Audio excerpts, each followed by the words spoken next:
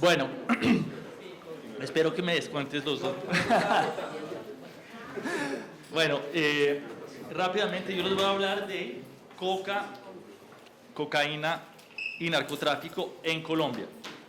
Tengo que decir que después de las presentaciones de esta mañana me dan ganas de hablar de otras cosas y no de esto, pero esto es lo que preparé. Entonces, y rápidamente, esto es un trabajo conjunto con Tatiana, que se esconde, aquí, allá está. Ok, bueno, entonces, rápidamente, este slide es más o menos para motivar el tema. Y bueno, en Colombia desde el año 2013 ha habido un gran incremento en cultivos de coca, y eso ha generado una cantidad de atención y una cantidad de ruido. Por un lado, ha generado escepticismo y percepción de fracaso en la lucha contra las drogas, pero también en el acuerdo de paz. De hecho, hay una narrativa según la cual el incremento en cultivos ilícitos es un síntoma del fracaso de los acuerdos.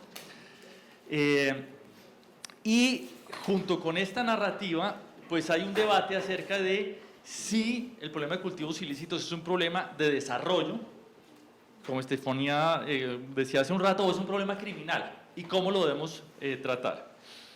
Y bueno, y todo eso, digamos, nos devuelve al proceso de paz. Rápidamente les cuento la historia reciente de la coca en Colombia. En el año 93, Perú gana la guerra contra las drogas, lo cual quiere decir que los cultivos de coca empiezan a migrar desde Perú hacia Colombia. Crecen los cultivos rápidamente entre el 93 y el 2000, digamos, en el 99, con el Plan Colombia, que es una política antidrogas coordinada entre los Estados Unidos y Colombia. Con el Plan Colombia llega la aspersión aérea, y es como la aspersión aérea con glifosato, es la estrategia más utilizada para luchar contra cultivos de coca. Entre el 2010 y el 2005, las hectáreas cultivadas pasan de 160.000 a 80.000 hectáreas. Entonces es una caída bestial, y en el imaginario colectivo lo que explica esa caída es aspersiones con glifosato. Pero en esos años de éxito también sucede que la producción potencial de cocaína se mantiene estable.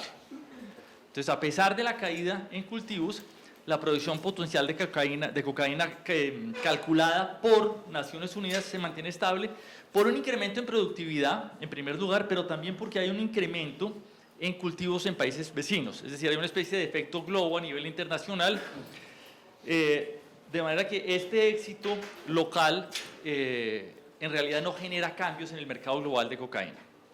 En el año 2006 hay un cambio de énfasis, y la idea de este nuevo énfasis es más incautaciones, más destrucción de infraestructura de producción de cocaína, y más incautaciones a precursores químicos.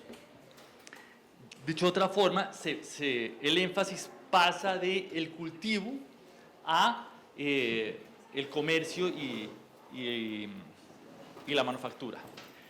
Y entre el 2012 y 2016 tenemos los diálogos de paz. Y aquí va a estar la lupa de esta presentación. Entonces, la primera pregunta que se hace todo el mundo es, bueno, ¿y por qué aumenta el área cultivada durante el proceso de paz? Y entonces hay varias hipótesis. Mercado interno, esa fue la hipótesis del exfiscal general de Colombia. Decía, mire, lo que pasa es que el mercado interno está creciendo muchísimo, Colombia ya no es un país productor, sino un país consumidor, y lo que estamos haciendo, digamos, es la misma narrativa que utilizaban los gringos hace años, de ustedes nos están envenenando a nuestra juventud, ahora ustedes nos están envenenando a la juventud colombiana. Esa hipótesis es bastante floja, fundamentalmente porque en el mejor de los casos el mercado interno es el 20% del mercado potencial de cocaína, y yo no puedo explicar un incremento del 150% en área cultivada para alimentar el 20% del mercado. pero además no hay evidencia de incrementos importantes en consumo local. Después hay posibles explicaciones de precios de minerales y tasa de cambio que generan sustitución entre cultivos y minería ilegal en una primera etapa y en la otra dirección en la siguiente etapa. No hay evidencia contundente al respecto. Hay después una hipótesis de incautaciones y desmantelamientos. Este es un artículo, una tesis de grado de Juan Pablo Cote, donde muestra, digamos, la hipótesis central es que los desmantelamientos de laboratorios y las incautaciones de cocaína le pegan fuertemente al flujo de recursos del narcotráfico, y eso genera dos efectos. Un efecto, digamos, preventivo, el negocio es menos rentable, de manera que invierto menos, y segundo, hay un efecto directo sobre flujo de caja que hace que se puedan financiar menos cultivos. Entonces, de acuerdo con esta teoría, las incautaciones, el comportamiento de incautaciones y desmantelamientos explica gran parte de los movimientos en cultivos.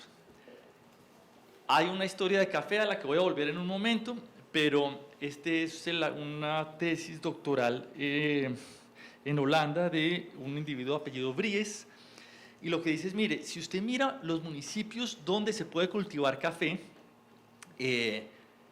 lo que ve es que los choques en el precio del café tienen efectos sobre cultivos en esos municipios. Y fundamentalmente la hipótesis general es los precios de los productos agrícolas de exportación están haciendo que la gente sustituya cultivos lícitos por cultivos de uso ilícito. Y después está la historia del glifosato, de las aspersiones aéreas, y la historia de incentivos perversos. Entonces, pasemos a aspersiones aéreas. Lo primero es, estos cálculos son viejos, pero creo que no han cambiado mucho, el valor del negocio del narcotráfico que está en hoja de coca es el 9% de todo el valor. 71% está en distribución. Entonces, si la estrategia de la lucha contra las drogas es pegarle al flujo de caja, ¿usted qué hace mirando cultivos ilícitos? Vaya y le pega a donde está la plata. Y ese fue el diagnóstico de la Comisión Nacional de Estupefacientes. Segundo, el costo de erradicar una hectárea con aspersión aérea es mucho mayor que el precio de mercado de la hoja cultivada en esa hectárea. Entonces, en términos de eficiencia, es totalmente estúpido utilizar aspersiones aéreas. Tercero, hay un problema de la relación entre el Estado y las comunidades, y es, si estamos pensando en reconstruir el tejido social, acercar comunidades que han estado lejanas, digamos, del Estado, acercarlas al Estado, pues llegar con aspersiones aéreas que son percibidas como un mecanismo de desplazamiento, pues probablemente no es una buena idea, ¿cierto? Menos en medio de la implementación de un acuerdo de paz. Y bueno, pero ninguna de estas, en el mayo de 2015 la Comisión aprueba la suspensión, perdón, esto es la Corte Constitucional, aprueba la Comisión la suspensión de la práctica de aspersiones aéreas por un informe de la Organización Mundial de la Salud. Es decir, la razón finalmente para no asperjar más es que el glifosato es potencialmente cancerígeno. Infortunadamente, hoy hay una cantidad de discusiones acerca de si eso no es y de si los trabajos están bien hechos o no. Pero en todo caso, este es el estado de las cosas. Bien, este grafiquito no es una regresión, y no voy a presentar ninguna regresión, pero cuando mucha gente habla, lo que necesitamos es volver a la aspersión aérea, lo que hace es mira de aquí para allá. Y entonces yo que veo ahí, es obvio, cuando va cayendo la aspersión, crecen los cultivos. Blanco es, gallina lo pone, frito se come. Hay que volver al glifosato. Entonces, si uno mira un grafiquito un poquito más largo, no tiene que ser mucho más largo, un poquito más largo, ve que hay muchos años en los cuales van cayendo los cultivos y va cayendo la aspersión aérea. Hay muchos años en que van cayendo los cultivos, va cayendo la aspersión aérea y va cayendo la erradicación manual también. Entonces, Probablemente hay otros mecanismos que son fundamentales en la explicación del movimiento de cultivos, más allá de aspersiones y erradicación manual. Ok. Miremos ahora el cuento de los incentivos perversos. Entonces, en los acuerdos de paz que se revelan en el 2014, hay una cantidad de cosas con respecto a sustitución de cultivos. En particular, se habla de empleo, asistencia alimentaria, asistencia integral, formalización de la propiedad, etcétera, etcétera. Pero hay una cosa fundamental que es lo que yo llamo transferencias condicionadas. Son condicionadas a que haya cultivos. Entonces, la forma en que llega, digamos, la forma en que empieza la sustitución son con acuerdos individuales o colectivos que arrancan con: ¿usted tiene cultivos? Sí, yo le doy esta plata, usted radica, y cuando yo vea que radicó, llego con el segundo pago. Y bueno, probablemente, seguramente eso lo sabían las FARC desde un momento, y probablemente eso lo sabían muchas de las comunidades. Me parece que Santiago va a hablar algo de esto más adelante. Con Mónica López y otra serie de coautores, nosotros miramos la evolución de cultivos desde 2012 a 2014, separando los municipios FARC de los municipios no FARC, siendo municipio FARC un municipio donde hubiera tenido presencia las FARC hasta el momento en que comienzan las negociaciones. Y lo que encontramos es una diferencia de 604 hectáreas en crecimiento entre unos y otros. Es decir, aquí no estamos testeando el mecanismo, pero la observación es: crecen muchísimo más los cultivos en municipios FARC, lo cual es consecuente con la historia de incentivos perversos. También encontramos que hay menor intensidad en actividades de erradicación manual y aspersión aéreas en municipios FARC. Entonces, que es otra de las quejas que hay con respecto al acuerdo de paz. No obstante, hay más incautaciones y más destrucción de laboratorios en municipios FARC que en municipios no FARC. Entonces, bueno, esos son los hechos. Puede haber mecanismos diferentes a los incentivos perversos, pero ahí hay una historia que es consecuente con incentivos perversos. Ahora, la pregunta es: bueno, ¿y por qué nos importan los cultivos de coca? Que es una pregunta que no es muy clara, cuya respuesta no es muy clara siempre. La primera respuesta es por el narcotráfico. Usted tiene más coca, usted produce más cocaína y va envenenando a mayor cantidad de jóvenes por el mundo. Ok, ¿cómo es que funciona lo de la lucha contra las drogas? Uno de los mecanismos que nos gustan a los economistas es: yo llego, hago un control de oferta, como erradicar, es la caída en la oferta incrementa el precio y por lo tanto cae el consumo. Esta es la tasa de crecimiento de la producción potencial de cocaína, perdón, la producción de hoja de coca entre 2013 y 2015, y este es el incremento en el precio de la cocaína. Yo podría terminar la presentación ya con esto. Sí, claramente hay algo que no estamos entendiendo. La evolución, el crecimiento en cultivo de coca no le está pegando al precio. De manera que hay algo que no estamos entendiendo. Puede ser que no estamos entendiendo que las incautaciones son fundamentales. Y entonces, estos dos dibujitos son: ok, vamos a mirar, vamos a tomar la producción potencial de hoja de coca, restamos incautaciones de hoja de coca, convertimos eso en base, restamos incautaciones de base, convertimos eso en clorhidrato, restamos incautaciones de cocaína. Y tenemos dos escenarios: uno, suponiendo que desde el momento en que yo siembro hasta el momento en que yo exporto pasa un año, y el otro que esto es instantáneo. Entonces, suponiendo este rezago, lo que vemos es que ha sido bastante estable. Es decir, ha habido un incremento, pero no de las magnitudes que uno esperaría dado el incremento en cultivos. Por supuesto, si la cosa es instantánea, el incremento es bien importante. Ok. No, es que el problema no es el narcotráfico, el problema es el control territorial, que siempre es un problema. Entonces, si uno mira, entre los años 2013 y 2016 hay un aumento en concentración geográfica de cultivos de coca, y esas áreas también son áreas de presencia de grupos violentos, de FARC y de otros grupos. Y un trabajo de Merizalde y Ucros encuentran que la probabilidad de asesinato de líderes depende de procesos de restitución de tierras y de sustitución de cultivos. Fundamentalmente, a los líderes los matan cuando su actividad pone en riesgo alguna actividad económica ilícita. Entonces, siendo esto así, ¿cómo garantizar que los acuerdos se puedan implementar y cómo mantener a los grupos violentos alejados de las zonas de cultivos de coca? Entonces, me salto esto y paso acá. Si uno mira, si uno descompone estadísticamente la cosa, en realidad gran parte del incremento se explica por incentivos perversos y comportamiento de precios agrícolas. Segundo, estas zonas de cultivos son zonas supremamente pobres, con niveles de conectividad bajos, etc. Esto implica que probablemente necesitamos invertir en capacidades locales para la construcción de Estado y pues construir relaciones de confianza entre comunidades y Estado.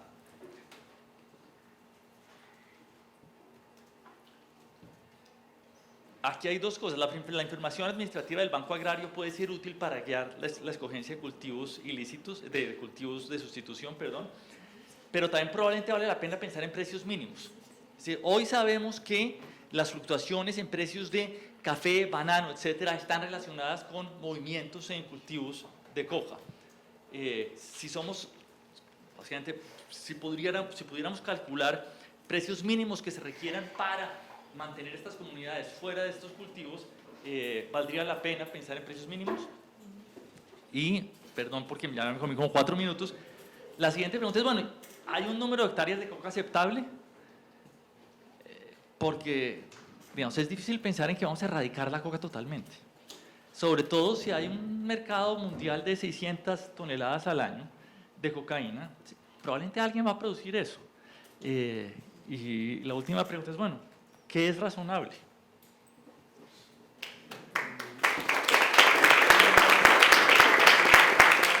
Gracias. Seguimos con Alejandro Beltrán, de la University of Arizona. The Fentanyl Connection, Violence in Mexican Ports.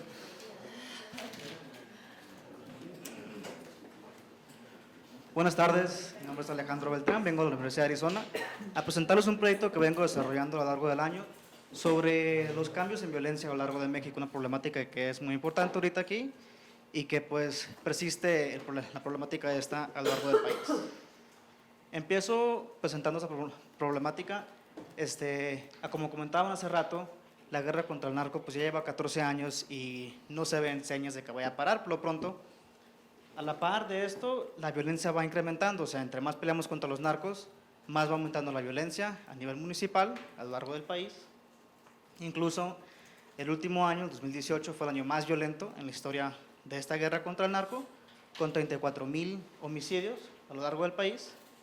Pero la mayoría de estos homicidios se concentraron en 5 estados, en los estados de Baja California Sur, Nayarit, Sinaloa, Colima y Guerrero. Y pues estos estados comparten una característica muy definitiva, que son estados a lo largo del Pacífico, del Océano Pacífico, la costa pacífica. Y a la par de que va incrementando la violencia en esos estados, la violencia a lo largo de la frontera, en las ciudades como Juárez, Nogales, Tijuana, la violencia pues ve una ligera baja en este periodo, en periodos recientes, perdón. Y pues la pregunta de investigación de este paper es: ¿por qué ha crecido el número de homicidios a lo largo de la costa del Pacífico, mientras que los homicidios en la frontera pues van a la baja? Y la explicación que yo sugiero en este paper es que esta violencia se le puede atribuir al tráfico de fentanilo. Fentanilo es un sintético opioide que se produce en laboratorios chinos, no requiere de amapola para producirse, tiene una potencia sumamente increíble y al mismo tiempo de que han ido incrementando los homicidios en México, en Estados Unidos se ha convertido en una epidemia. Es un problema de salud pública en Estados Unidos, con muchísimas personas falleciendo a causa de sobredosis de fentanilo o de sus derivados. Y pues como lo comentaba hace rato, estas pastillas y los químicos precursores para producir el fentanilo vienen de China. Pero durante los últimos 2-3 años ha habido mucha presión por parte del gobierno estadounidense al gobierno chino para controlar esa exportación del fentanilo y sus precursores directamente a los Estados Unidos. Y esto ha resultado en sanciones por parte del gobierno estadounidense que han logrado mayor esfuerzo del parte chino para prevenir la exportación de estas pastillas y de sus precursores directamente a los puertos de Long Beach en San Francisco de Estados Unidos. Entonces, en los últimos 2-3 años, esta ruta de China a Estados Unidos del fentanilo ha incrementado en dificultad. O sea, es muy difícil ahora llevar paquetes grandes de fentanilo de China a Estados Unidos. Y pues aquí luego les muestro una imagen de casi 1,5 kilos de pastillas de fentanilo que fueron decomisados en una central camionera en la ciudad de Hermosillo, Sonora. Sí, no sé si alcanzan a ver, pero están disfrazados como dulces, van empaquetados como bombones o dulces de azúcar y llevan con ruta a Nogales, Arizona. Este 1,5 kilos de fentanilo tiene un valor de calle de $2 millones. Estamos hablando de una droga que cabe en la mochila de una persona, quien quiera que vaya a Estados Unidos, y que con facilidad puede producir casi $2 millones con esta droga sintética. Entonces, esta problemática y esta correlación entre los homicidios y el desarrollo de sobredosis en Estados Unidos, pues motiva este paper de investigación. Y busco yo un nexus entre el crimen organizado en México con los productores chinos. Y en base a reportes periodísticos y reportes de think tanks, encuentro que, o sea, por ejemplo, a principios de este año, en el mes de marzo, en la ciudad de Culiacán, Sinaloa, cerca del centro de la ciudad, se encontró un laboratorio de fentanilo con la capacidad para producir $169 millones de fentanilo. Fue el decomiso más grande de fentanilo en México hasta la fecha y fue el primer laboratorio encontrado en Sinaloa. Y es un punto importante porque Sinaloa ha sido de los principales estados transitorios para la droga. Y otros reportes encuentran que la heroína producida en la Sierra Madre Occidental está siendo mezclada con derivados del fentanilo para producir drogas más potentes a menor costo, y a esta la denominan el diablito por su potencia y su baratez en producir. Otros reportes periodísticos encuentran que el 4-NPP, el precursor del fentanilo, está llegando a puertos mexicanos como Manzanillo, Lázaro Cárdenas y Mazatlán. Y reportes de think tanks como el Wilson Center explican que los cárteles en México, como los cárteles de Sinaloa y el Jalisco Nueva Generación, tienen nexos directamente con productores en China. Entonces, busco yo esta relación y explicar si los cambios en la mercancía que están traficando los cárteles mexicanos puede llevar a cambios en la violencia a lo largo de México. Y utilizo la literatura existente para explicar ciertas partes de la violencia. Castillo et al. 2018 encuentran que los decomisos de cocaína en Colombia pueden afectar la violencia en las ciudades exportadoras como Juárez, Sinaloa y Tijuana, porque crean un déficit en la producción o en el supply de la cocaína, llevando a más violencia. Calderón et al. 2015 y Osorio 2015 explican que la competencia entre cárteles por puntos estratégicos puede que también incremente la violencia en esos municipios donde se encuentran los cárteles operando. Angélica Durán Martínez en 2015 explica que también la competencia por la red distributiva en cada municipio afecta la violencia en ese municipio, como se van acabando los monopolios de distribución. Y otra literatura por DEA 2015 encuentra que como el Estado va atacando los cárteles, los desplaza de sus jurisdicciones originales, buscan nuevas rutas y pelean por esas rutas, incrementando la violencia en esos municipios. Y lo que agrego yo en este paper es que no solamente competencia entre ellos mismos, sino que están adaptándose y están buscando maximizar sus ganancias, diversificando las drogas que están traficando. Ya no estamos hablando tanto de cocaína ni de marihuana, a como se va legalizando la marihuana en Estados Unidos, pues deja de ser una droga relevante para la exportación. Hace rato hablábamos de la posibilidad de legalizar la cocaína, entonces esos cárteles están buscando nuevas avenidas para generar ingresos y ganancias para ellos mismos. Entonces el fentanilo les presenta una nueva oportunidad que es, uno, fácil de transportar. Les mostré el 1,5 kilos de fentanilo, que puede transportarse en una mochila con facilidad. Es barata para desarrollar, no se requieren de hectáreas de amapola para poder producirse. Y las ganancias son exponenciales. 1 kilo de heroína puede producir $200,000 de ganancias. 1 kilo de fentanilo puede producir 2 millones de ganancias. O sea, son ganancias incrementales, exponenciales, increíbles. Y pues, obviamente esto debe tener un efecto sobre la violencia en México, si es que México es un país transitorio para el fentanilo. Y lo que yo estoy argumentando en este paper es que los carteles compiten por acceso a estos químicos, quieren controlar el acceso del fentanilo chino a México para así poder ser los principales exportadores, quieren crear sus monopolios de exportación y de producción. Y para esto tienen que controlar los puertos principales por donde puede ingresar el fentanilo chino. El análisis empírico que utilizo para explicar esta variación en homicidios a nivel municipal, pues de antemano es imposible cuantificar cuánto fentanilo está ingresando al país. Obviamente es una importación ilícita, puede que venga disfrazada como pastillas como paracetamol sin que los agentes aduanales se den cuenta. Pero lo que yo asumo es que viene de China y no necesariamente una asunción muy controversial porque los reportes periodísticos explican que está viniendo directamente de los laboratorios en China y que está entrando por los puertos marítimos en el Pacífico. Otra cosa que lo confirman los reportes periodísticos, ya que también el fentanilo químico se transporta en tambos gigantescos de líquido, entonces es difícil que sean importados a través de aeropuertos. Existe la posibilidad, pero la mayoría de las importaciones chinas entran en estos buques gigantescos que vemos por todos lados. Y utilizo una estrategia similar a la de Becker et al. 2017. Ellos explican la violencia en municipios o ciudades productoras de minerales, utilizando variación en los precios de minerales, de esos minerales que se producen en esos municipios, a nivel internacional. Entonces, esa variación exógena, explicando variación al nivel micro, nos da una posibilidad de identificar esta relación entre precios internacionales y violencia a nivel local.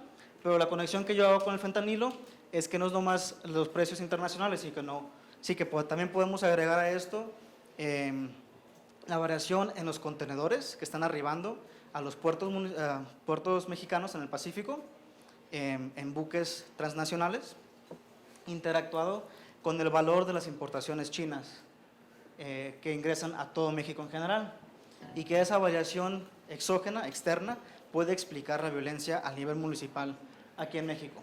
Y esta es la fórmula que utilizo para mi especificación causal. Déjenles explico un poquito más sobre las variables que utilizo. Para explicar la violencia utilizo las mediciones del CECEN sobre homicidios a nivel municipal. Esto lo divido por 100,000 habitantes para generar un murder rate. Y para mi variable independiente utilizo el número de contenedores brutos que están llegando a los puertos del Pacífico, solamente los puertos del Pacífico, interactuado con el valor de las importaciones totales chinas a México, también identificadas por municipio. Estas dos variables las interactúo y de esa variable le tomo el logaritmo porque son una cantidad grande. A la par, utilizo otra variable independiente que es el número de eventos relacionados a carteles, utilizando la base de datos OCVED desarrollada por el profesor Javier Osorio, con el que trabajo. En esta base de datos utilizamos reportes periodísticos a nivel municipal, donde hay menciones a cárteles o interacciones entre cárteles y el Estado, decomisos y cualquier otra mención de los diferentes cárteles de México. Entonces, genera un contador de cuántos eventos relacionados al narco hay al nivel municipal para controlar para esa competencia entre cárteles que puede existir y que puede estar generando violencia. También introduzco una serie de controles a nivel Estado, municipio y de población, pero una variable muy importante también que agrego es este cambio en la política chino-estadounidense, que a partir de febrero de 2018 es cuando China hace este crackdown a las exportaciones de fentanilo a Estados Unidos, que pone restricciones a los buques que van saliendo, empiezan a hacer inspecciones y empiezan a interceptar las exportaciones de fentanilo directamente a Estados Unidos. A partir de este periodo, pues es cuando incrementa por mucho, bueno, que yo creo incrementa por mucho, el ingreso de fentanilo directamente a México como país transitorio. Y agrego el modelo, un fixed effect por municipio y por mes, para controlar para toda esa variación para la cual no tengo variables que lo puedan explicar. El primer modelo, si se alcanzan a ver, analizo esa hipótesis de que los cárteles pelean por puntos estratégicos y utilizo, son variables binarias nomás especificando si es un puerto del Pacífico, si el estado está a lo largo del Pacífico, si el municipio está en la frontera, a partir de un binario también para esta fecha a partir de febrero de 2018, y hago una interacción entre los homicidios, entre los municipios que son de la frontera y el efecto que tiene este crackdown en la política chino-estadounidense sobre las exportaciones de fentanilo directamente a Estados Unidos. Encuentro que durante este periodo los homicidios bajan por mucho en la frontera. A la par, los homicidios en ciudades portuarias va incrementando y pues como esperábamos, los municipios donde hay más carteles o operaciones de carteles, pues hay más violencia también. Y esto confirma, bueno, le apoya la hipótesis número 1 que presentó en el paper, de que esos municipios que son propensos a recibir importaciones de China tienen más violencia. Pero bajo un nivel más, y en este modelo utilizo esa variable que les comentaba de los contenedores que arriban a los puertos municipales, interactuado con las importaciones chinas, y a pesar de incluir este fixed effect por municipio y mes que me resta muchísima variación, el efecto persiste. A como van incrementando el número de contenedores y el valor de las importaciones chinas, se ve reflejado por mes, por municipio, más violencia en esos municipios donde llegan los contenedores y que son receptores de importaciones chinas. Y a la par, igual municipios con más cárteles son más violentos, que pues apoya las hipótesis que presentan los otros autores que estudian también esos temas en México. Pues con eso paso a mis conclusiones. Obviamente, pues, bueno, lo que presento es que aquí hay una relación entre los contenedores y las importaciones chinas con la violencia a nivel municipal. No estoy diciendo que los contenedores llevan a más homicidios, es algo absurdo. Los contenedores en sí no generan violencia, sino que el mecanismo aquí causal o el mecanismo a través de que se genera la violencia es la importación de fentanilo, por la cual los cárteles mexicanos están peleando para controlar y ser los principales exportadores de México a Estados Unidos. Y lo que pues contribuye a este paper es que los cárteles se adaptan, que están buscando nuevos mercados, están buscando nuevas mercancías y están buscando nuevos aliados, ya no solamente en Latinoamérica, sino en todas partes del mundo, y están aprovechando los boom en Estados Unidos sobre drogas sintéticas para generar ganancias increíbles. Y pues brevemente, de cómo combatir este influjo de fentanilo a México, pues se tiene que invertir en la infraestructura para poder detectarlo. Los agentes aduanales en los puertos de Lázaro Cárdenas, Manzanillo y Mazatlán simplemente desconocen si ven pastillas, si son paracetamol o si son fentanilo. Y no existe la capacidad ahorita en esos puertos para detectar esos químicos que se están utilizando para el fentanilo. Y pues se requiere de una mayor regulación de químicos provenientes de China para que se pueda generar ese mismo crackdown de China a Estados Unidos, de China a México, porque nos está afectando directamente aquí en nuestra tierra. Sería todo.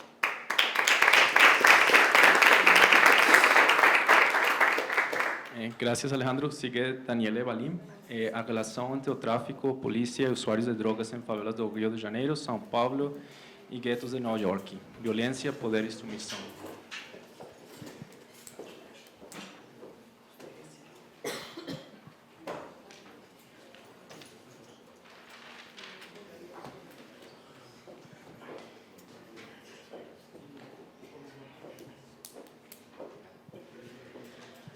Hola, buenas tardes.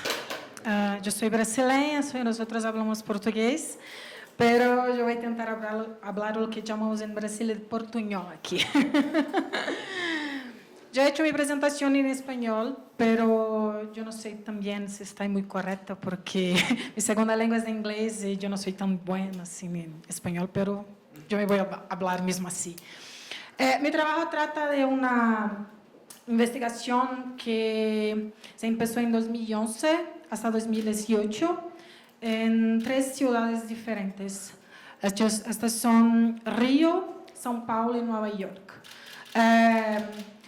Es un trabajo que trata de analizar profundamente, de evaluar, de investigar profundamente las poblaciones, especialmente las poblaciones que están en contextos de miseria, en contextos de marginalidad. Para esto, yo evalué el contexto sociocultural, tanto del uso quanto de los usuarios y de las poblaciones que viven en estos contextos. O sea, yo analicé para dónde llega esta violencia, cómo sufren esta violencia estas personas que se encuentran en estos espacios.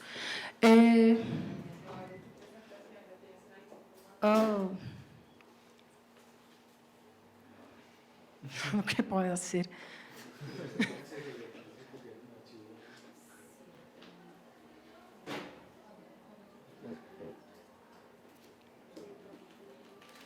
Yo tengo en mi computadora, si quieres. Sí, que la tiene en el computador, la presentación.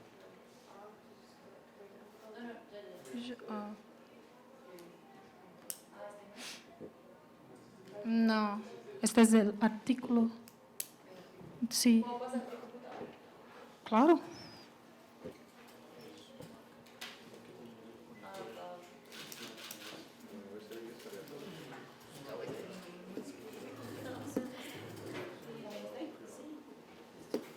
Sí.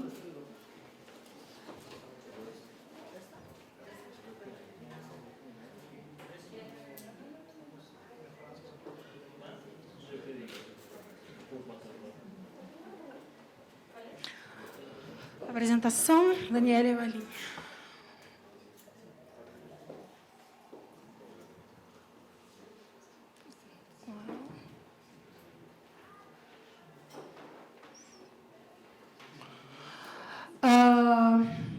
El trabajo es la relación en el tráfico, la policía y los usuarios de drogas en las favelas del Río, de São Paulo y guetos de Nueva York. Violencia, poder y submisión. Paso aquí. Sí. Como estaba hablando, es una investigación que se empezó en 2011 hasta 2018 y la principal causa de la investigación fue cuáles son los problemas de esta población que se refiere a estructura social.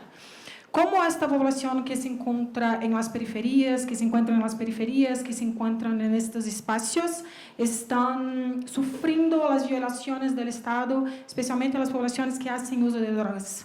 Y para esto yo investigué especialmente las poblaciones que hacen uso de drogas como crack en Río, heroína en Nueva York y tiner, que yo no sé cómo decir. ¿Sabe cómo decir, Tiago? Tiner, cola, loló, solventes. Los solventes en São Paulo por los niños y adolescentes. Y para esto, obviamente, yo también analicé la violencia sufrida y la violencia entre el tráfico y la policía, el tráfico, policía y los usuarios, la policía y los residentes de barrios marginales. Pero el método, como dije, fueron 3 ciudades, Río, São Paulo y Nueva York. En Río, todas las ciudades, el método se basó en la observación participante, historias de vida. En Río y Nueva York fueron realizadas 90 entrevistas semiestructuradas, 45 en cada ciudad, y diarios de campo. En Río yo también tuve la participación de pesquisadoras como Cristiane Sampaio y Alba Zaluar. En Nueva York, Carl Hart y Robert Fuller también fueron los co-participantes de mi investigación. Mi investigación fue una investigación de mucha proximidad con estos espacios y con estas personas. Yo tuve prácticamente 3 días por semana en estos espacios por 4 años seguidos, conviviendo con estas personas, comprendiendo sus problemas, comprendiendo sus relaciones con la sustancia, con el Estado, con el tráfico, con la policía y sus cuestiones sociales. Eso fue una pesquisa de mucha proximidad. O que se observou foi 4 formas de violência praticada a esta poblação. Violência por parte da polícia, por parte do tráfico, por parte de agentes civiles e por parte de agentes do governo. Estes são os espaços, 4 de los espaços que foram investigados, que eu estuve durante minha investigação por muito tempo. Estar em Rio, na favela de Manguinhos, em Rio, na favela de Jacarezinho, em São Paulo e aqui em Nova York. Puedes observar que são jeringas usadas no campo. Mira, violência e tráfico. Quando falamos de violência e tráfico, e falamos sobre ciudades como, por exemplo, Rio de Janeiro, temos uma realidade que se trata de espaços, territórios, que têm o poder político e controle social do tráfico. Pero ¿por qué que estos espacios tienen este poder político, control social? Porque muchos de esos espacios son espacios que no tienen los servicios del Estado. Soy quien hace estos servicios, quien tiene este tipo de poder en estos territorios, es el tráfico, el poder, el controle social y el controle político del espacio en las favelas investigadas. Y que observó que muitas pessoas que são do tráfico são pessoas que são da comunidade, que são da favela. E que se observou em minhas investigações é que muitos desses espaços em Rio, dependendo do comando do tráfico, há uma relação, inclusive, paternalista. Muitas vezes, os moradores da comunidade, os moradores da favela, têm uma relação com o comando do tráfico como... Mira, há uma fala de uma das participantes da minha pesquisa que dije, sobre o comando do tráfico. É muito bueno com nós, é hijo da comunidade. Claro que isso não se aplica a todos, pero por muitas vezes o que eu observei é que a relação com o comando do tráfico nestes espaços é muito melhor que a relação com a polícia ou com outros agentes do Estado. Pero como o tráfico tem a função e o controle de território político e social, ele também tem suas próprias leis e suas próprias ações para punir a população que não cumpre com o acordo que o tráfico coloca como o acordo necessário para conviver naquela comunidade. O que eu quero dizer é que o tráfico não permite violações como, por exemplo, roubar, assaltar e outras coisas que são regras estabelecidas por el tráfico naquele território. E como ele proíbe estas coisas neste território, ele também tem suas formas de punir. E são formas muitas vezes violentas para castigar. E aqui há alguns casos de participantes da minha pesquisa, como, por exemplo, o caso de Isabela. Isabela era uma chica de 18 anos. Quando eu fiz a entrevista com ela, já estava muito herida porque já havia sofrido violência física do tráfico porque já estava cometendo roubo e assaltos na comunidade de Manguinhos.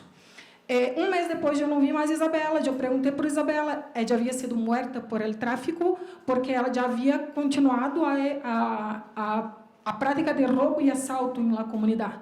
O outro caso é o caso são nomes fictícios, por favor, é o caso de Renata. Renata havia sido condenada por el tráfico pelo assassinato de um niño.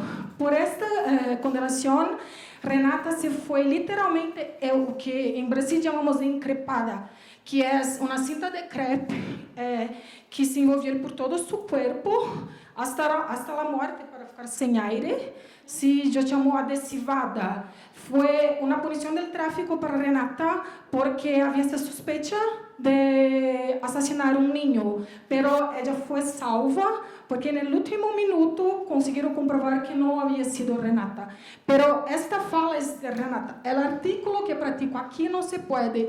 Para ser assim, melhor chegar a meus amigos e pedir para matar-me. O que ela quis dizer é que ela não pode agir na comunidade, ela não pode ser na comunidade ações que são contra as que são estabelecidas por el tráfico. O que ela chama de artículo são as normas impostas por el tráfico dentro das comunidades bajo seu domínio. Mira, ok. Agora eu não posso falar sobre tudo, obviamente, porque não temos muito tempo, mas agora eu vou falar sobre Nova York. Qual é a diferença entre Rio e Nova York, por exemplo? Em Nova York eu fiz a mesma investigação, com o mesmo campo, com muitíssimo tempo de campo também, muitos participantes, muitas entrevistas, muita observação participante, foi muito próximo da população, no barrio de Washington Heights, que é barrio dentro de Manhattan, e em Nova York, o que foi observado aqui? O tráfico, o Estado tem o domínio do território. O que eu quero dizer é que, embora o Estado tenha o domínio do território, o tráfico controla e domina, por isto, o tráfico controla e domina solamente o comércio de drogas, ou seja, o tráfico não tem poder político e social sobre o território. Eu me vou explicar exatamente onde se passou isto e como se foi. Por isso, não há presença de armas à vista, a polícia tem livre circulação em qualquer momento. O barrio que eu he hecho minha investigação é barrio que há uma dominância de latinos, como, por exemplo, puertorriqueños e dominicanos, mas mesmo assim, meu espanhol não é muito bom. Na média de entre 16 e 25 anos, que chegam ao país e muitas vezes não sabem tampouco falar em inglês, falam em espanhol, e veem o tráfico no mercado uma possibilidade de vida, mas não os dueños. Mira, esta é a região que eu he hecho minha investigação. Este é o barrio de Washington Heights, em Manhattan. E a principal calle em que há o mercado de drogas, o comércio de drogas, é a calle 1116, em esse barrio. E toda a extensão da calle é um grande comércio de drogas. E as drogas são desde crack, cocaína, marihuana, heroína, angel dust, pastilhas ansiolíticas e opioides, que são opioides legais, mas podem ser comprados sem prescrição. Muitas vezes as drogas se quedam escondidas em los autos. Quem está comercializando a droga na calle se queda escondida em los autos. E aí, por exemplo, uma história de uma de mis participantes que guardou, colocou a droga em um auto, um coche, o coche se saiu e voltou 4 dias depois com a mesma droga, com a mesma quantidade, e ela ficou muito tranquila por conta disso. E cada quadra é comandada por um dueño com diferentes tipos e valores de droga. E o sistema é o sistema personal delivery. Por que eu falei sobre isso? Porque exatamente esta estrutura, e por conta dessa estrutura que há um tipo de violência, uma forma de violência específica desta estrutura. Quando há relatos de violência, não há relatos de violência dos residentes do território. Não há relatos de violência do tráfico para quem reside no território, para quem reside no barrio. Há violência entre os próprios traficantes por disputas, por quadras, entre o tráfico e os usuários, muitas vezes por deudas, e entre o tráfico e seus vendedores, as pessoas que estão na calle fazendo o comércio, por muitas suspeitas de irregularidades. Em nenhuma cidade, Rio, Nova York, São Paulo, não há informes de agressões sexuais promovidas por el tráfico em las cidades analisadas. Pero agora eu vou falar sobre a violência policial. Pois bem, este é nosso pior tema agora em Brasil, porque quando falamos de violência policial, em minhas investigações especificamente tratam dessa população que está mais fragilizada para este tipo de violência, que é a violência da polícia. O que observei é que há uma grande violência com recorte de gênero, especialmente com violência sexual às mulheres. Há um abuso de poder institucional e a mulher é um branco fácil para a violência física, moral e sexual. Como, por exemplo, aqui é o caso de uma de minhas visitas a campo na comunidade, na favela de Jacarezinho, em janeiro de 2014, em que eu estava com a população, analisando, convivendo, pesquisando, e este se foi um tempo em que havia a unidade de polícia pacificadora, que foi uma política pública carioca, que tive a tentativa de implementar um sistema em que a polícia estava fazendo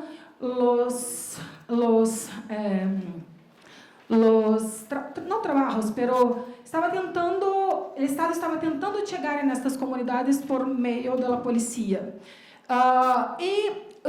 O que eu observei é que a violência para esta população aumentou muitíssimo nessa época das unidades de polícia pacificadoras. E neste dia, especificamente, grupos policiais por las noites agrediam as mulheres neste período. E neste dia, Mis participantes hicieron este relato. Vienen aquí todas las noches, nos pegan, roban nuestras cosas y violentan a las chicas. Una joven de 24 años había sido víctima de abuso sexual y víctima de agresión física por parte de 2 agentes de policía. 2 mujeres fueron víctimas de violencia sexual y las mujeres elas tienden a estar más caladas, más inhibidas para los informes de agresión. Y unos meses después de este relato, la policía irrumpió en la casa de un residente de la misma comunidad, que es Jacarezinho. Habían 3 mujeres y un hombre. Se llevaron a los 4 a otro espacio que en Río llamamos de barraco y agredieron a todos. Las 3 mujeres sufrieron violencia sexual, se vieron obligadas a incentar un encendedor y un bolígrafo en sus partes íntimas y a tener sexo oral. Mira, quando pensamos sobre isso, não tenho mais tempo, pero já me vou concluir. Pensamos, pero Nova York, então, por el tráfico não tem poder político territorial, não há violência policial. Não. Esta é uma participante de minha pesquisa e este é seu relato sobre a violência que he sofrido del policía. Fui violada por la policía, entraram em minha casa, estive ali com mis 4 hijos.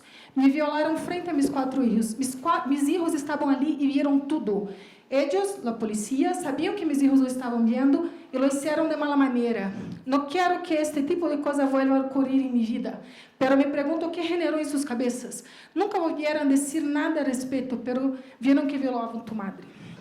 Em São Paulo é a mesma coisa, mas São Paulo, agora eu estou fazendo uma investigação com niños e adolescentes que fazem uso de solventes. É a mesma coisa também. E só para concluir, eu me vou concluir, porque eu creio que é importante para trazer para cá este tipo de informação sobre o que nós estamos tendo agora em termos de política de governo em Brasília, especialmente em Rio. Quando falamos sobre violência policial, eu creio que é importante trazer estas informações para cá, porque estamos falando de América Latina, e o quadro em Rio agora é um quadro muito lamentável. Somente neste ano, nós temos o Bolsonaro na presidência, e em Rio, nós temos o governo de Witzel. E ambos os governos dão a violência um caráter de uma política estatal, especialmente também Witzel com este combate ao narcotráfico. Esta é uma fala de Witzel: lo correto é matar al bandido de rifle. A polícia hará o correto.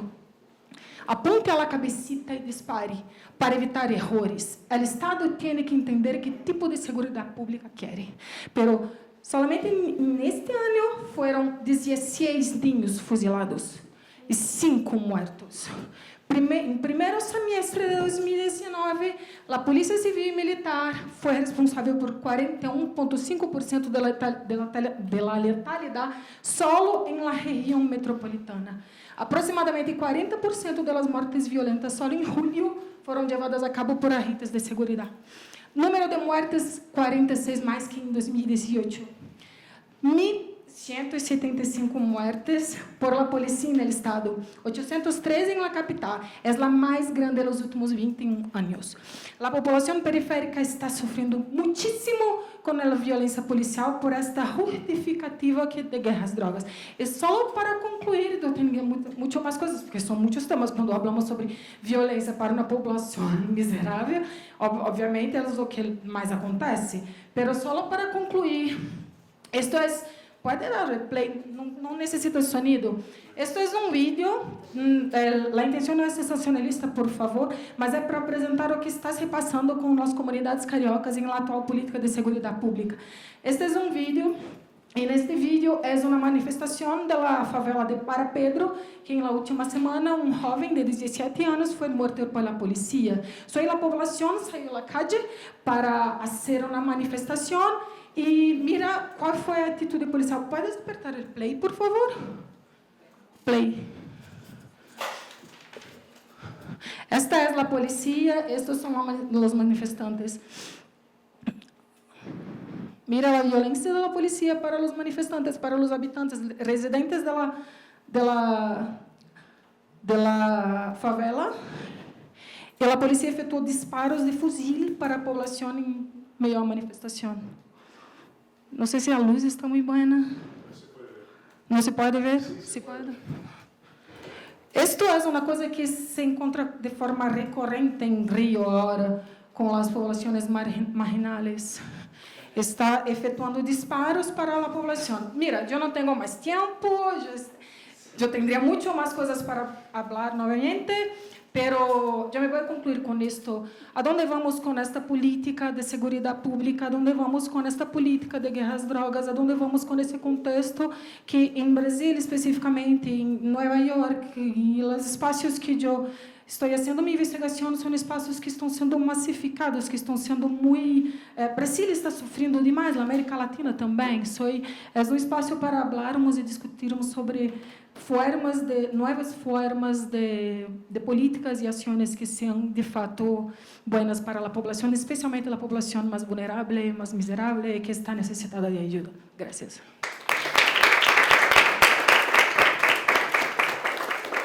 Bueno, Ana prometió que me iba a mantener en línea, entonces voy a tratar de ser breve. Pues con este panel hemos viajado por casi buena parte del continente, de Brasil, México, Colombia y hasta Nueva York.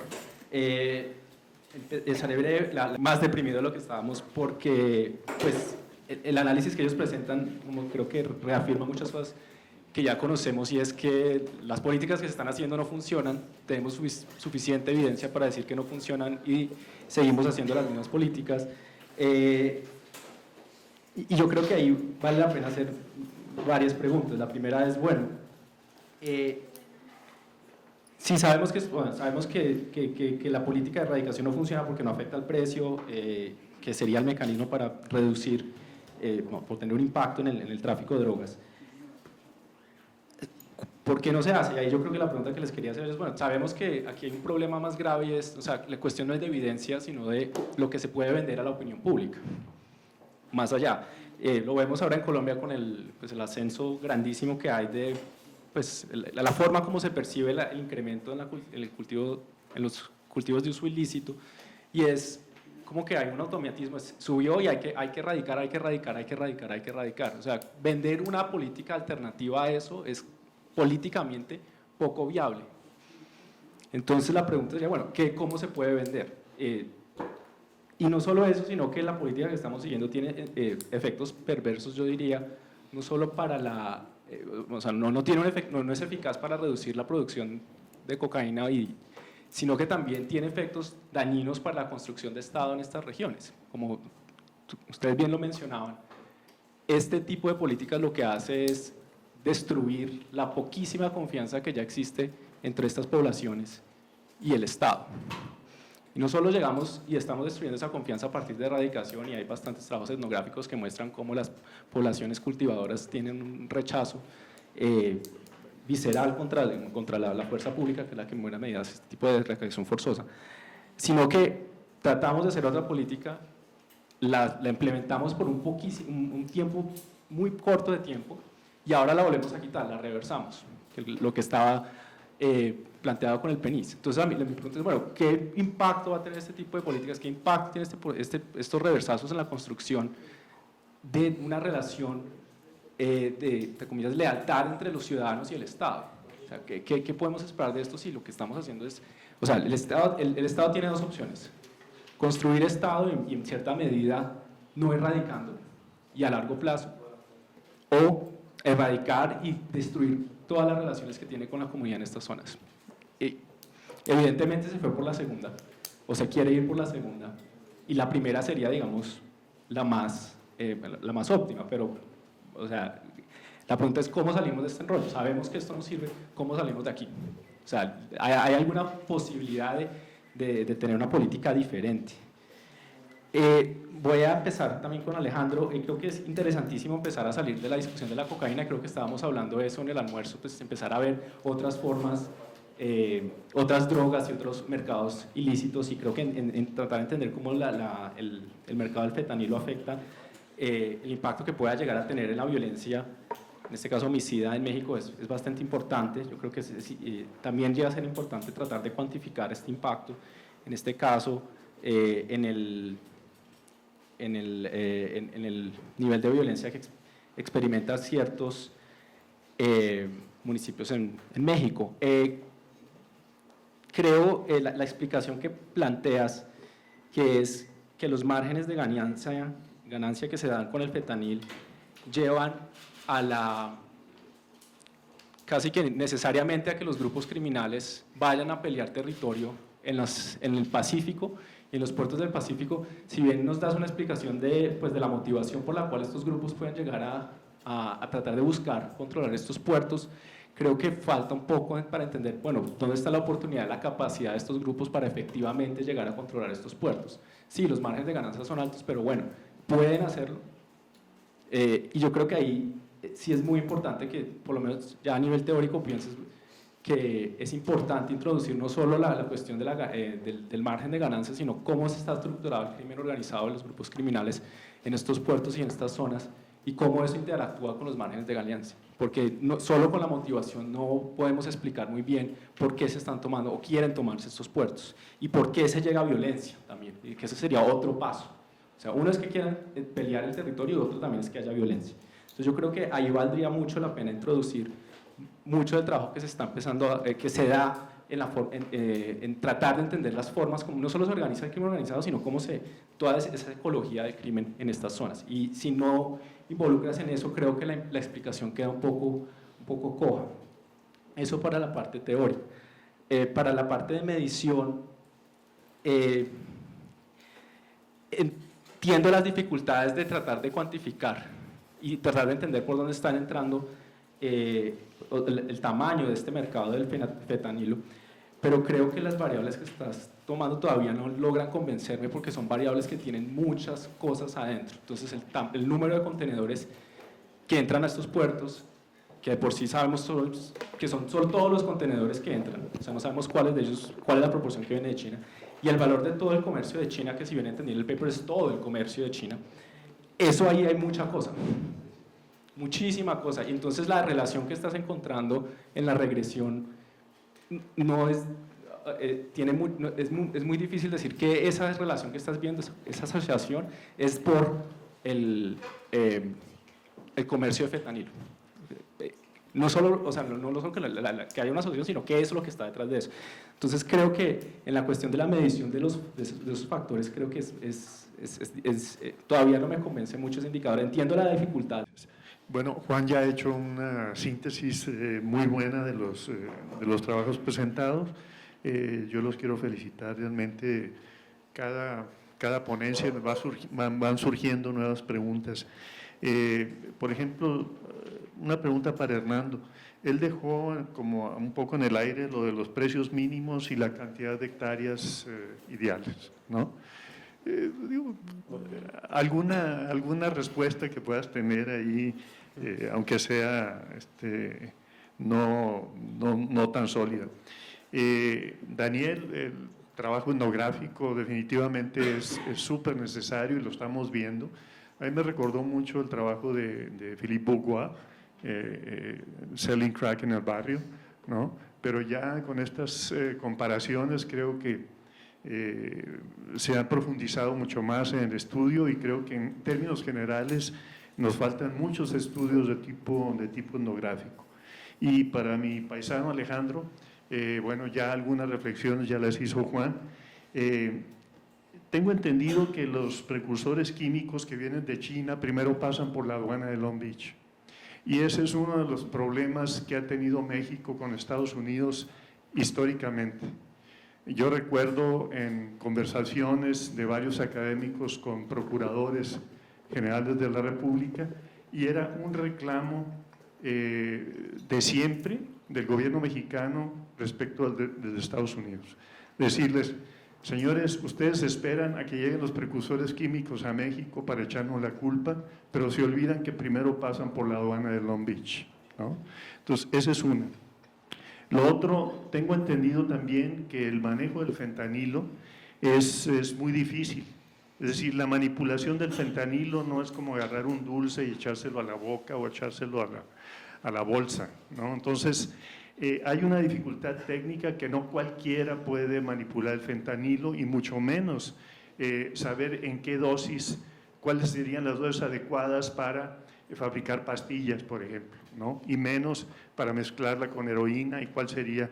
Y justamente por eso es que ha habido tantas muertes por sobredosis. Entonces, aquí la cuestión es que las organizaciones delictivas no contrabandean un solo producto. O sea, ellos tienen un portafolio muy amplio, no es únicamente fentanilo, es cocaína, es heroína, son metanfetaminas, robo de hidrocarburos, etcétera, etcétera, etcétera. Entonces, metodológicamente aislar un solo componente, que era una de las discusiones con un trabajo de Daniel Mejía y otros colegas, de decir cómo puede relacionar únicamente la violencia con la cocaína, cuando sabemos que las organizaciones delictivas mexicanas, la mayor parte, tienen un portafolio muy amplio digamos, de mercancías con las cuales negocian. Entonces, yo pensaría que sería digamos, en el mediano y en el largo plazo, que es una hipótesis evidentemente, que el fentanilo difícilmente va a desplazar a la heroína, porque los consumidores tampoco son suicidas, ¿no? Entonces, el consumo de fentanilo es N veces más problemático, más peligroso que el de la heroína u otras sustancias. Y en esta relación que haces con los puertos, etcétera, hay un elemento que no mencionaste, pero que a lo mejor lo tienes, que es el de los partidos políticos. Es decir, no son únicamente organizaciones delictivas y mercancías, y un país que es China, que los propios informes de la DEA muestran que la mayor parte del fentanilo que sigue introduciéndose a Estados Unidos lo hace directamente a Estados Unidos y no vía México. La menor parte es la que entra vía México, justamente. Entonces, ahí hay varios elementos que no sé si están integrados en el trabajo más amplio, pero que sería interesante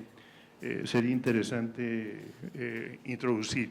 La cuestión de los partidos políticos a mí se me hace muy importante porque en los últimos años, la cantidad de alcaldes de distintos partidos políticos en municipios justamente donde se produce tanto marihuana como amapola, donde hay laboratorios de metanfetaminas, etcétera, etcétera, ha sido, digamos, por lo menos, si no grave, por lo menos es un foquito rojo que hay que atender, ¿no? Entonces, el cruce de indicadores con partidos políticos creo que nos puede dar una idea también de la correlación de fuerzas en el nivel local entre clase política, grupos delictivos, ¿no? Y el tipo de delitos a los que se dedican esos grupos delictivos, que algunos solo tienen presencia territorial, pero no intenciones de control territorial.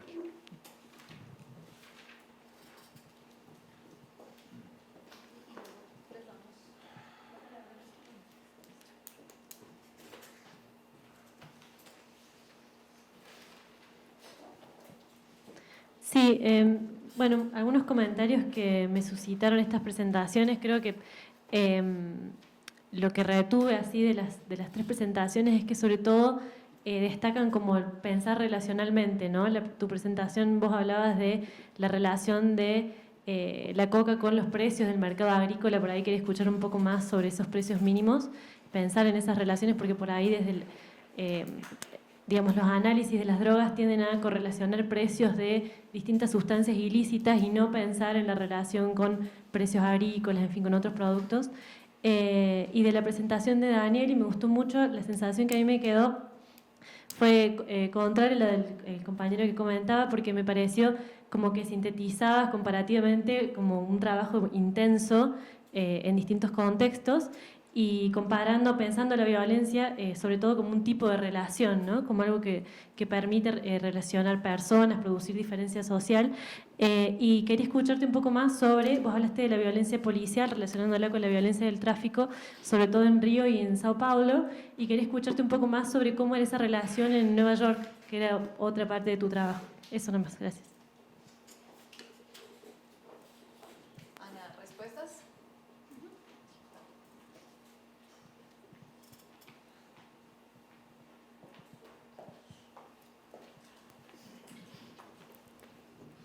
Bueno, empiezo con la metodología de construcción de los datos. Los datos de cultivos son datos de Naciones Unidas, de SIMSI, basados en fotografías aéreas, y ellos, digamos, detectan píxeles de 30 kilómetros por 30 kilómetros y metros, perdón. Y si hay coca, dicen, listo, este píxel está lleno de coca. Y así se construye. Eso tiene una cantidad de problemas porque hay nubosidad, pero esos son los datos que utilizamos. Hay otros datos que son los del Departamento de Estado, que hacen eso, más o menos eso mismo en un pedacito más pequeño y hacen extrapolación, etcétera. Pero los datos que utilizamos de cultivos son los que produce SIMSI. SIMSI también produce factores de conversión con observaciones de campo. Todos los datos de cantidades son tomados directamente de SIMSI.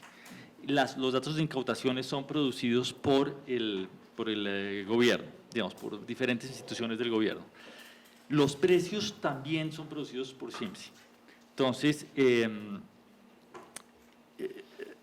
rápidamente, hay una cantidad de supuestos gordísimos. En el grafiquito ese, por ejemplo, nosotros no sabemos cuál es la pureza de cada incautación.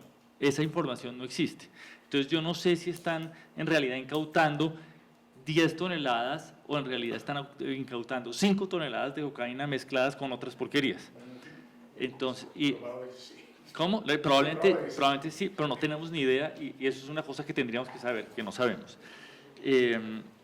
Lo de los precios mínimos, eso no estaba en el artículo que tú tuviste que leer, fue una idea posterior, pero fundamentalmente sabemos que hay una cantidad de programas que fracasan porque no son los cultivos lícitos, no son capaces de competir con los cultivos ilícitos. En particular en el sur de Colombia hubo un proyecto con pimienta y resultó que el contrabando de pimienta que venía de Ecuador mató ese programa de sustitución.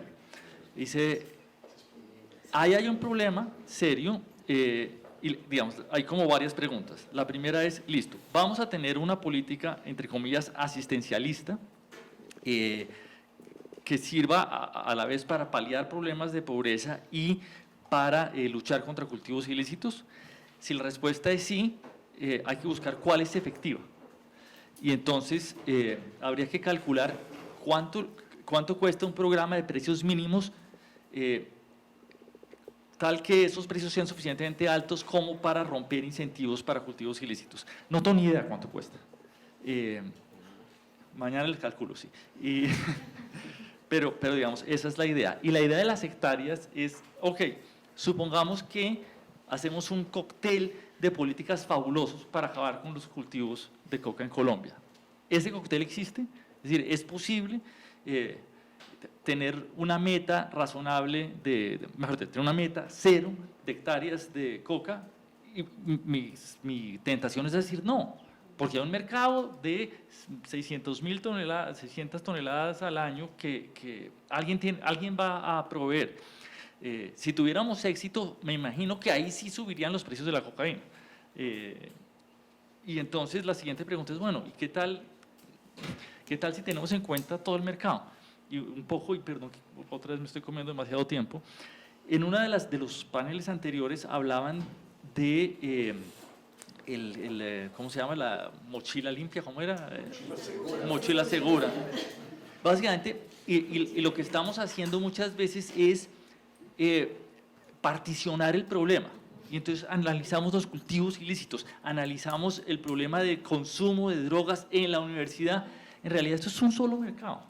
Y si no tenemos una visión de equilibrio general de este mercado, vamos a seguir tratando de solucionar, digamos, vaciar el hueco abriendo otro.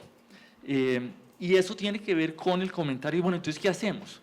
Y bueno, infortunadamente a la gente le gustan las verdades simples. Y las verdades simples casi siempre son mentiras. Entonces, no sé, hay que tratar de tener discusiones como esta, pensar en equilibrio general y no en equilibrio parcial. Y no tengo ni idea, pero hay que buscar una forma de hacer pensar a la gente en términos de temas complejos.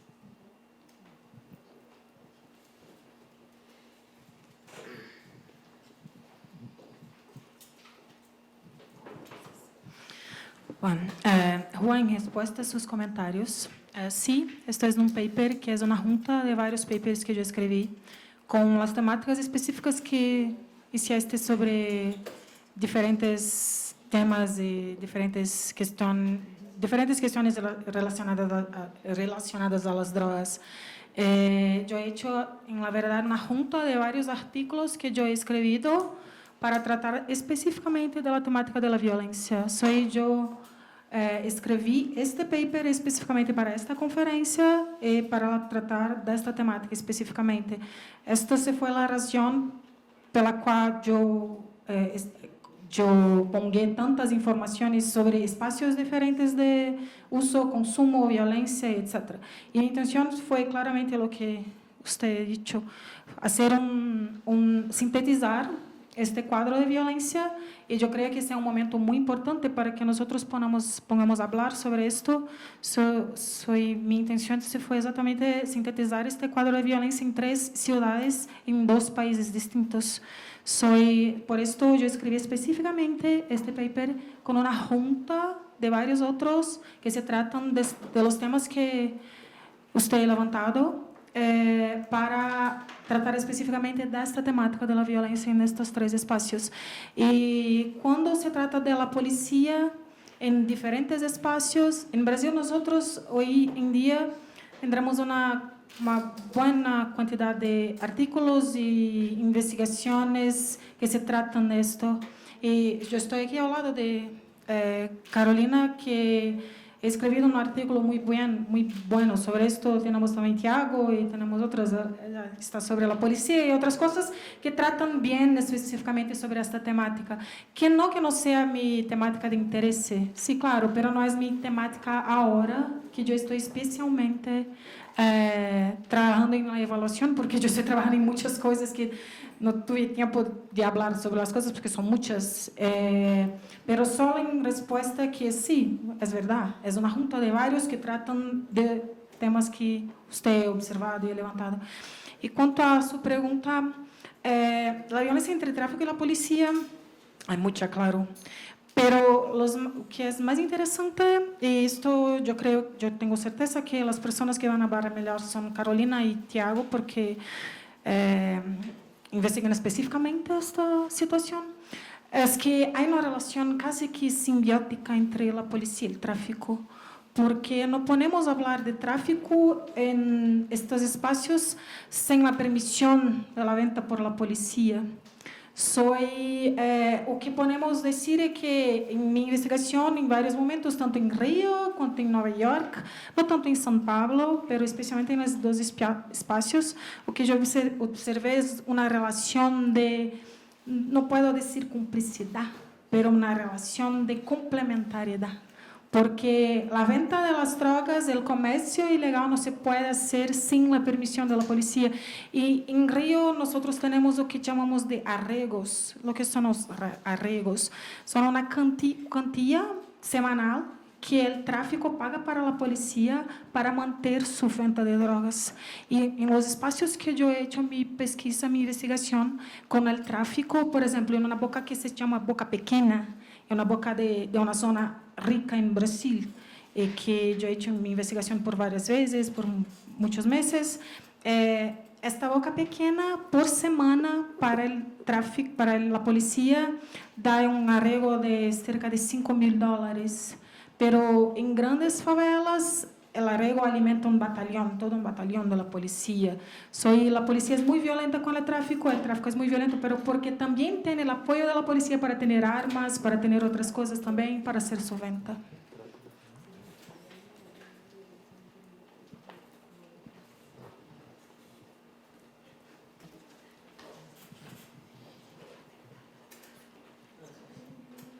No, pues muchas gracias por sus comentarios. Muy agradecidos el pushback. Es la primera vez que lo presento en una conferencia y pues hace falta un poco de pushback. En cuanto a la capacidad de los carteles para controlar la estructura y el manejo de fentanilo, pues es un importante punto que creo que merece ser explorado más. Me gustaría analizar cómo los carteles operan como organizaciones en sí, utilizando teoría organizacional, pero es un proyecto a futuro eso todavía, que puede incorporarse al proyecto de esa también. A la par, pues no tengo identificado muy bien cómo es que toman el producto de los contenedores y se lo llevan a sus laboratorios para procesarlo después. No es como algo que pudiera preguntarles en este momento, pero supongo que a como va avanzando los reportes sobre el fentanilo, va a ir apareciendo esta información poco a poco. Pues qué desafortunado que no lo convencí con las importaciones de los contenedores. Sé que es una parte complicada y en las agregarlos pues encuentro resultados similares, pero es algo extraño de identificar esa relación. Podemos platicar un poquito más sobre ello después. Pero sí, seguiré trabajando en eso. Pedí datos al INAI ahora, preguntando específicamente eso, si cuántos contenedores provienen de China y cuántos contenedores provienen de otras partes del mundo, para poder desagregar un poco más esa información y tener una identificación causal más directa.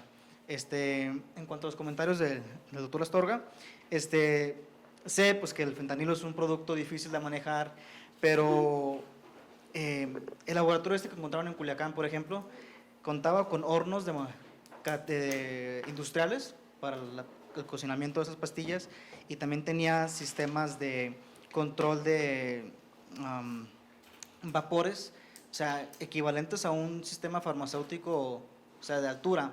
Habían invertido muchísimo dinero en esta casa para producir fentanilo en todas sus diferentes formas, con una inversión significativa. Entonces, creo que los carteles sí cuentan con esa especialidad, o sea, tienen químicos sumamente preparados para esto, pero es un tema que también tengo que manejar un poco más. En cuanto a la diversidad de productos, en una versión anterior del paper lo que hago es que calculo también si los contenedores que están entrando tienen algún efecto en los decomisos en la frontera. Lo que encuentro es que a lo largo de este tiempo los decomisos de cocaína han ido bajando, los decomisos de marihuana desaparecieron casi por completo, pero decomisos de metanfetaminas, heroínas y de fentanilo van sumamente en incremento. Y lo que comentaba en el paper es que están utilizando fentanilo como sustituto a la amapola tradicional, a la goma tradicional, mezclando este sintético en los productos tradicionales como de heroína y metanfetaminas que están siendo capturados en la frontera con mayor intensidad. Y lo de los partidos políticos no lo había tomado en cuenta, fíjese, no estoy seguro cómo esta relación entre el partido local y quién es el alcalde puede tanto proteger a los carteles que están operando o puede facilitar estas interacciones, pero es algo que debo de considerar también. Sería todo de mi parte. Y dos cositas adicionales que te pueden servir. La propia DEA, sí, no, la...